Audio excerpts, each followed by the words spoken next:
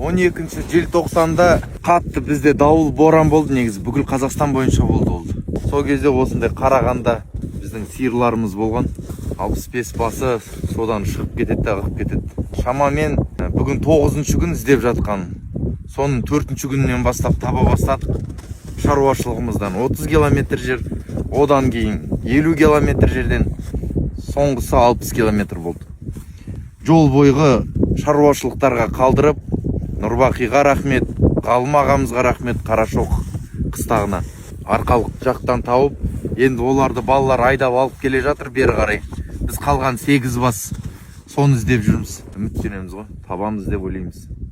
Көрінген, қарайған, көзімізге ілінген нәрсенің барлығын іздеп жүрміз.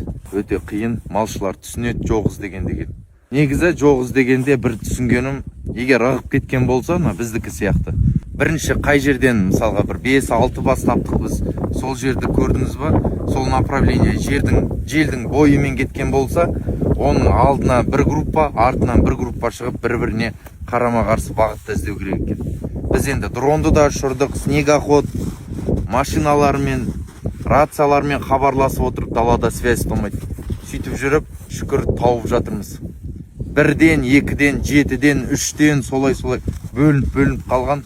Енді есептеңіздерші 50-60 километр бойы солай шашылған.